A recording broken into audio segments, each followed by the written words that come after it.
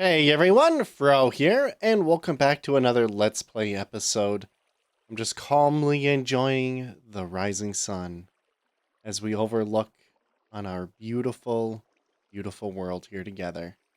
Yeah, I hope you guys are doing well. Today in this episode, we're going to start by just taking a look at what we have up here. We have 3 different buildings. Let's get started. This first one here is a tower. It has pretty cool views. As we pop inside of it, there's a little berry farm. I'm pretty sure I've showed this off before, so I'm going to just briefly go through everything.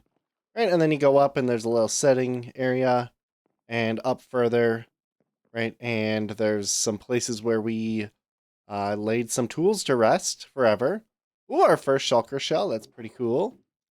And then just some beautiful views of our world beyond here. And we can't forget our telescope.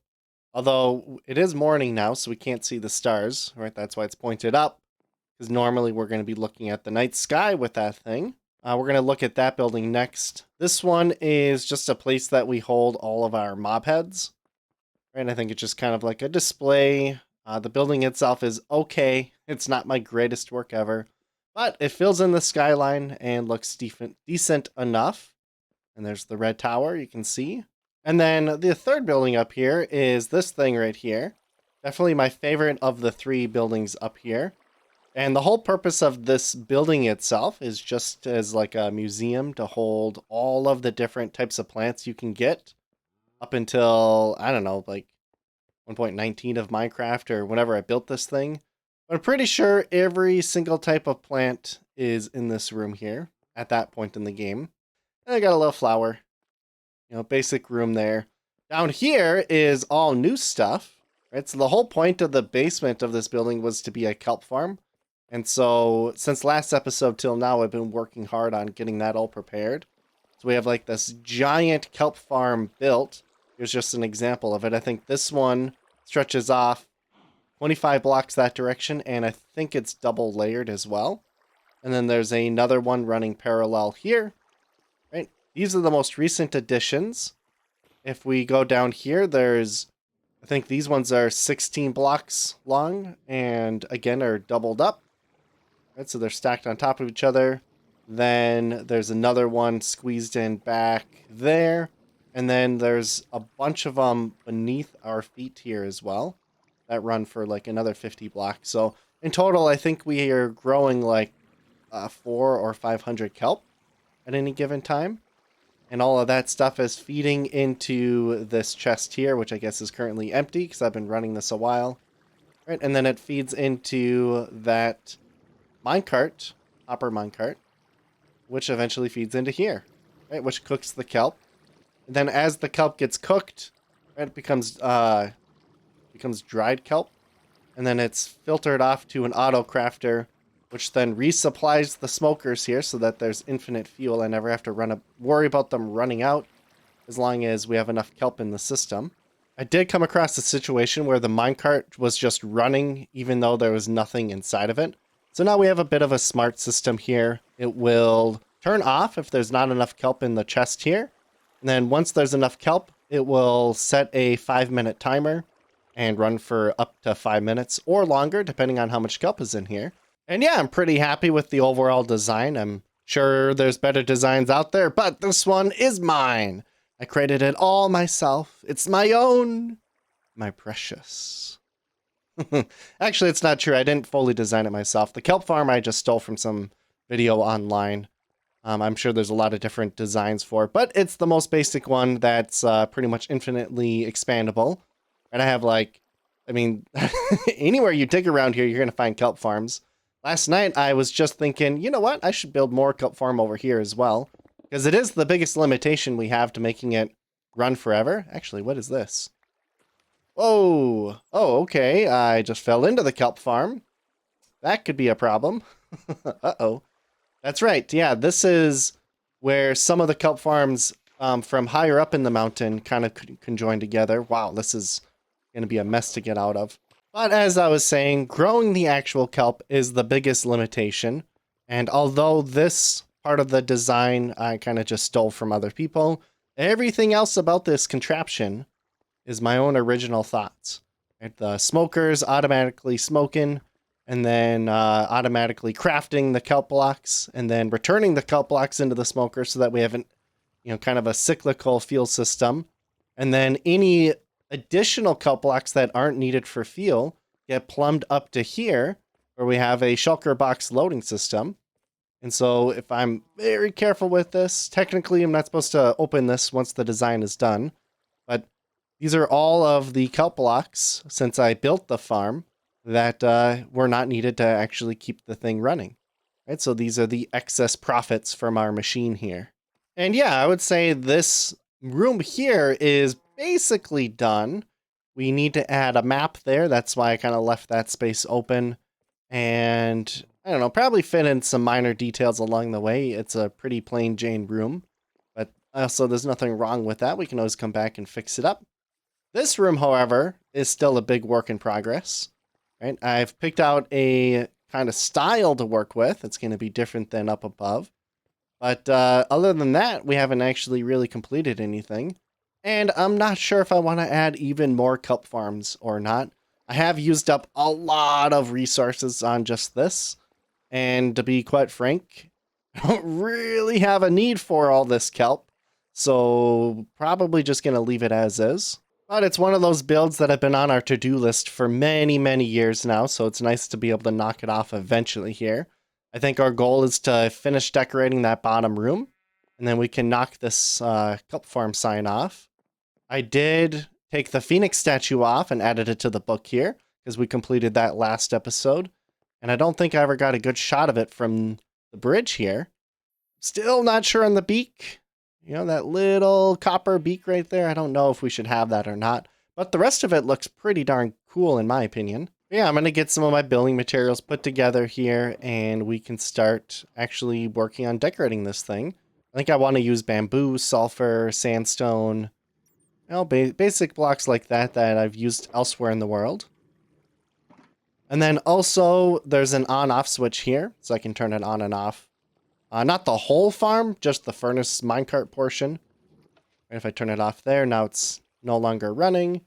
And if I hit that again, it's on. You think you gotta time it precisely, otherwise you can break it on accident. So I'll probably still need to modify that. It's just kind of like a placeholder for now. And then here's where we have a bunch of raw kelp that we can always pull from if we wanted to for some reason. Bada bing, bada boom. We got pretty much everything done. So let's take a look at the finished room. Pretty basic. I pretty much just picked the sulfur, sandstone color, and bamboo color scheme and just made things happen. Right? It doesn't have to be perfect or anything. We're not going to spend a whole lot of time in this room. We have a little button here we can press for redstone access. We can see like how is this stuff going if we ever needed to. And obviously it's not pretty down there, but it doesn't need to be. Right? And then climb on out. It would be cool to add a little tune to that as well, but maybe as a part of Operation Bells and Whistles, we can get to that in the future. Maybe I was thinking of adding stuff to the shelves there, like some mob heads or something similar. I do have our sulfur cave exploration maps here. Right, so that's where the sulfur caves are, right there, and that's obviously where the island is over here. Right, so it kind of gives you a history for how we got to the sulfur caves, our adventure there from a couple episodes ago. And then up here we added some more details, nothing too crazy. I really like the pink leaf blocks with the pottery. And then again, another redstone access room. In case we ever need to do maintenance or something similar. I think these farms never break, currently at least. I was having problems where there's supposed to be a stream right here. Like this water has to be flowing towards the fence gates. And I had a problem where the kelp would grow up and turn that into a water block, which would make it still water. And so it would break the farm. But that's because I didn't have observers everywhere along the line, right? I was trying to cheap out. And so, lesson learned, don't cheap out on that kind of stuff. I like these little tables we've kind of placed upstairs and downstairs. They match the same kind of decorations we have up here, which was just coincidence. I didn't plan that out. I guess I like jungle wood as a good decorator. And I like that we have cool views of our greater island beyond. And yeah, the crazy thing is these smokers have been smoking the entire time I've been building, right? They've been running nonstop. And so that's pretty sweet. These are actually building up a pretty solid buffer of kelp here. So that means that we're producing just a little more than we're actually cooking up, which is sweet. So that we're going to have like a perpetual system here. And I think the reason earlier why I was like, we might need to add more kelp farm was because we had this barrel still filling up. Now that this barrel is full, all of our kelp is being dumped into the smokers, and they're just barely keeping up or just a little behind, I suppose. So that's kind of cool. And I do have secret levers here, so we can press one of these levers, and then I just kind of want to know how much EXP I will get from extracting from that smoker. I'm going to do it on this one right here, because I think I pulled from that one already as a test. So here we go, here we go. Instant 24 EXP, or level 24. That's pretty cool. Yeah, I think the original idea of the kelp farm would be to make this like a portable fuel source, right? So we could just go up here, pull out a shulker box of kelp, dried kelp, and bring it anywhere in the world we needed to, set up a furnace array, and boom, we have tons of fuel available on a moment's notice. And, not a bad idea. Not a bad idea. But we'll probably use this mostly as just a basic EXP farm. And so if we let this sit for hours and hours and days here, then whenever we need like a ton of EXP or just to kind of top off, we can come here, pull the lever, pull our dried kelp, and call it a day. And previously we had no way to get to the buildings up there. So I've extended this path this direction here, and now it leads all the way to the basement of the kelp farm. And I kind of decorated it as well. We have some ideas for future builds. Like I want to build a tower there, I think, possibly as an idea in the future, and some nice fields of flowers or some crop here. Got a cool little, I don't know, portion of the path. Have some statues. And then I want to build a big statue here of like a shepherd or cow mushroom herder. Something to kind of commemorate mushrooms in the island. And as we turn this way, we get into the basement of the kelp farm so that we can climb all the way to the tippy top and reach these buildings here that were otherwise unreachable before. Right? We used to have to just fly here, which, speaking of flying, I kind of want to get in the habit of just walking everywhere, but man, it takes so long.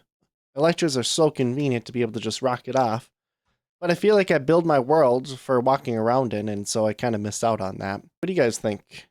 Do you use Elytra a lot? Do you feel like it kind of cuts down on some of the... Wow, I look derpy when I'm flying with my turtle helmet. Do you think it kind of cuts down on some of the aspects of your world? Yeah, I apologize about that. For some reason, my game audio wasn't getting recorded. Kind of frustrating that I didn't catch that little mistake. But let's go ahead and take the kelp farm off of our to-do list here and add it to our book. And there we go. I also wanted to say one more thing about the Phoenix statue. As part of Operation Bells and Whistles, I've added a little detail. I think we have to go down below here to be able to activate it. Basically, at nighttime, every once in a while, fire charges will shoot off from the Phoenix. And if we want to activate them manually, we can just press the button here. And you can see him shoot off. I think only 4 of them shoot, or I guess I counted. I thought I only saw 3. 4 are supposed to shoot off. Here it is one more time, just kind of get a glance. Yeah, I only counted 3. We're in the belly of the beast. I just wanted to take a look at what's going on. So when we press this button here, it'll be the same as pressing the button we were just before. Oh, just activated. Kind of cool. So we have 15 here. 36, that's the randomizer, 39 and 43. So go ahead and press the button. This one went off, yep. That one went off. Yeah, they all activated, so it just must be a visual glitch that we're only counting 3. And here's the simple contraption if you ever wanted to build it in your own world. You just do a daylight sensor, an observer, and then plop it into a dropper that has one item being a non-stackable, like a tool, and then a bunch of stackable items with a comparator with a signal strength of 2. And so basically there's a 1 in a chance of the wooden shovel being shot into the hopper here, which will trigger 2 redstone signal to come out, which will activate the whole thing. Otherwise, if only any of these other items drop in the hopper here, only a signal strength of 1 will happen, which won't activate them. So that's how you can create a random system, right? So it's not gonna activate all the time, every time. It's actually pretty randomized. I feel like I did a pretty poor job actually showing me building the kelp farm on camera, though. I kind of just said, all right, I'm gonna do it, and then cut, and it was done. Didn't really share a lot of my thought process. I didn't really invest a lot of energy into it. I just kind of wanted to get it done. The redstone components were pretty fun to work on. It was there's a lot of problem solving there. I did want to show this off, so now we can go to the nether portal from this hub, which is kind of neat. And where's my ender pearl? Oh, big leg spike. Ender pearl, where are you? Wonder why I didn't get one. Probably have to fix that. And also, we can go to the storage room from here. Just takes a moment. There we go. Oh, that was weird. And we can also go back to the nether by doing this. No ender pearl again. I'm going to have to fix that. And then we can go back to the red tower hub. And go back to the main base. And go back to the nether. We can go a lot of different places. I think we can go to the hub from here too. I think just pressing that. So basically I made a circular loop. We can start at the main base, make our way to the red tower hub, and end up at the nether portal, and then go back to the base. So you can just travel in a circle if you really wanted to. But the main reason I connected the red tower to over here is they're both hubs. And it just kind of makes sense for them to work together. If you think about it, we could have like the storage base here, the red tower's over there, and then the nether hub areas here. And all 3 of these are connected, so you could travel in that circular pattern. But then branching off of each of these could be their own, like locations, right? Oop, something like over here, and then a couple more spots branching off from here, and maybe the red tower branches to another hub, and so on and so forth. So over time, we'll just develop this really complex web of ender porters and things like that. Basically, I just want to, I don't know, it's kind of a cool feature. I do actually use them, but honestly, elytraing is still faster. But thinking ahead, then we probably need to get some kind of hub over on this side of the base as well, or the island. And probably, let's see, we have the red tower there. Probably another hub over here somewhere, maybe at the village area would make sense. Okay, yeah, actually, I really like that idea of continuing to expand our Ender Porter network. So let's give it an operational name. We're going to call this Operation Stargate. There's 2 other ideas on here as well that are new. Operation Pokemon and Operation Orbis Terrarium. That one is for mapping the world, so doing a bunch of different types of mapping, like how we mapped out the Sulphur Cave Adventure and placed it over in the new kelp farm. And then Operation Pokemon is going to be, I'm trying to get every type of like farmable mob or like basic, like sheep. Like there's sheep's a bad example. Cows. Right? There's a bunch of different skins for the cows now. Getting them all on the island. Same for pigs, chickens, so on and so forth. Wolves. Right? That's going to be Operation Pokemon. And some of those names are still a work in progress. Like maybe Stargate will change. And maybe Orbis Terrarium will change. Basically, anytime I can't think of a cool name for it, I'll just Google it and kind of say like, hey, what's a cool name for like cartography in Roman? And I think that's what that kind of spit out. And so, we can still tweak the names as we go. Looking at this wall, right, we have nothing new to add so far. Just kind of planning ahead for future episodes. I think getting the underwater tunnel done, maybe something on our to-do list sooner rather than later. And working on the moss farm is going to be a huge project. Because of Operation Industrialize, I want to make a giant moss farm that auto-crafts every type of resource possible related to moss. And I think that's what we're going to put in this building. We're going to do that another episode. For now, we're going to kind of finish off this one with just doing a little sacrificing of diamonds to see if we'll make it to fight the end dragon or not. So here we go.